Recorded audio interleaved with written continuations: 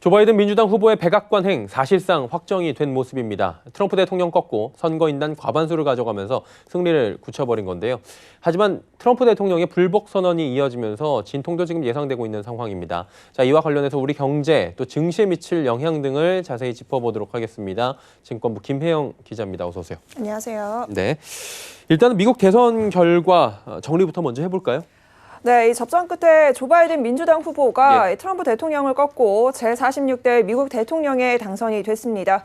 경합주인 펜실베니아주에서 조 바이든 후보가 승리를 거머쥐면서 선거인단의 과반 이상인 270명 이상을 확보하게 된 겁니다. 트럼프 대통령을 꺾고 조 바이든 후보의 백악관행이 이제 사실상 확정이 된 건데요. 이제 남은 일정은 12월 14일 선거인단의 투표를 거쳐서 1월 6일 연방의회 선거인단 투표 결과를 승인하고요. 1월 20일 공식 취임하게 됩니다.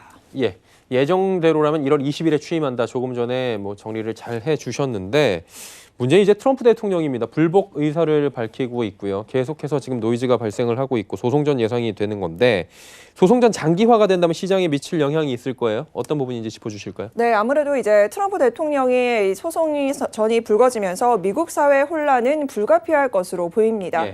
조 바이든 후보가 이제 당선된 이후에 대국민 승리 연설을 하면서 단합을 희망한다 이런 이야기를 했지만 미국이 하나 되기까지는 시간이 좀 걸릴 것으로 보입니다. 소송전으로 인해서 전쟁의 장기화와 함께 특히나 추가 경기 부양책이 지연될 가능성이 제기가 좀 되면서 시장에는 리스크 요인으로 발생할 가능성이 농후하다 이런 이야기가 나옵니다.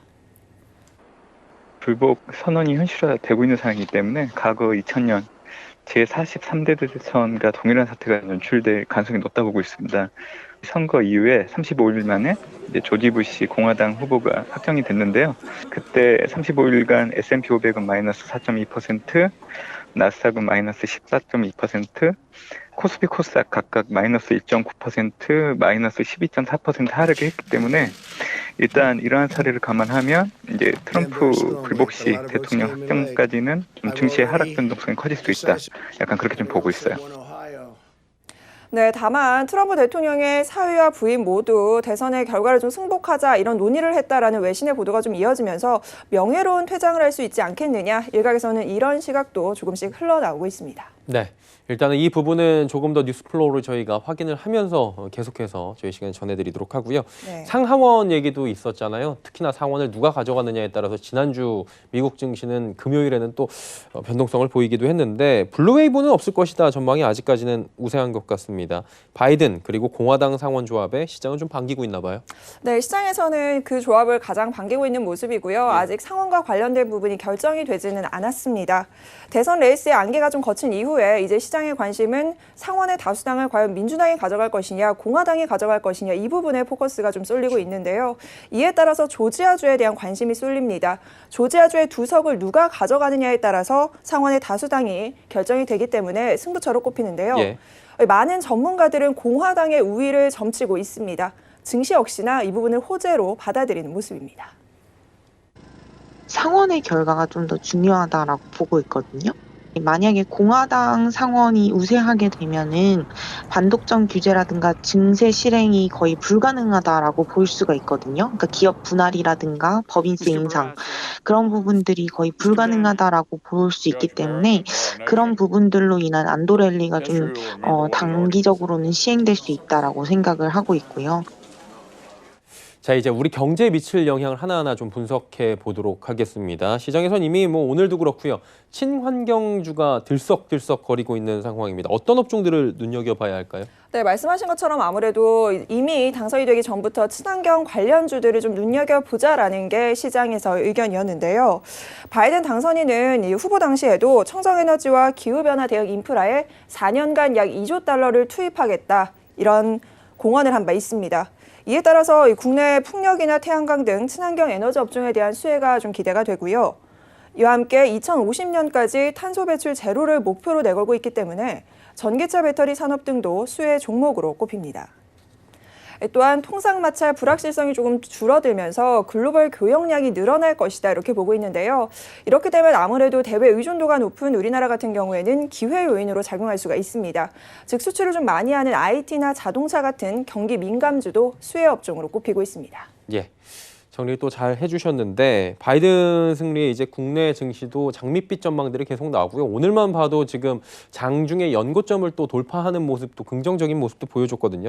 산타랠리 기대가 좀 됩니까 지금? 네, 최근 시장의 모습을 좀 살펴보면 네. 많이 올라와 있는 상황인데요.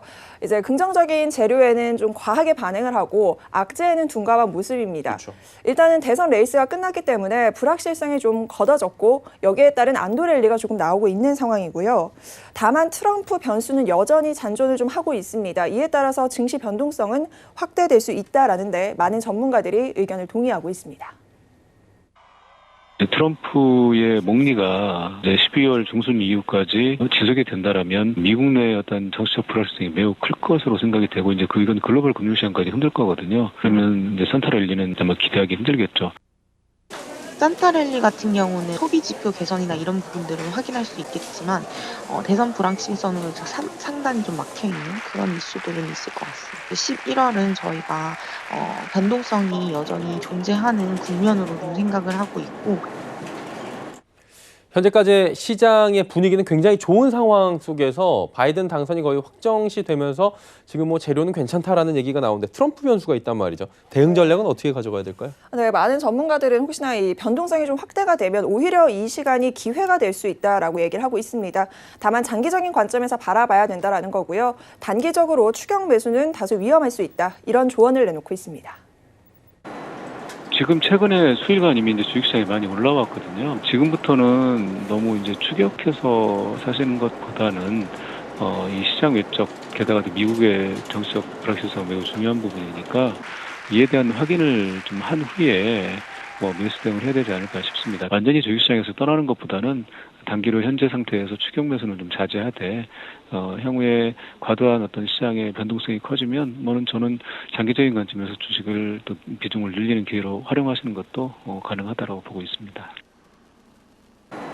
내년 1분기까지는 그래도 좀 긍정적으로 바라보고 있기 때문에 오히려 11월 달에 이런 이벤트성 리스크로 인해서 조정이 나올 경우는 오히려 매수 기회다라고 생각을 하고 있고요. 내년에 바이든이 당선이 되게 되면 결국에는 재정 정책이 나오게 될 거고 파리 기후 협약을 재가입하면서 이제 그런 신재생 쪽으로 투자를 본격화할 것이기 때문에 오히려 시장이 하락했을 때 경기 민감주 중심으로 매수하는 것을 좀 추천드리고 있습니다. 예, 조 바이든 당선에 따른 주식시장 호재, 트럼프 대통령의 불복 선언으로 인한 리스크까지 영향 그리고 대응 전략들 쭉 살펴봤습니다. 증권부 김혜영 기자와 함께했습니다. 수고하셨습니다.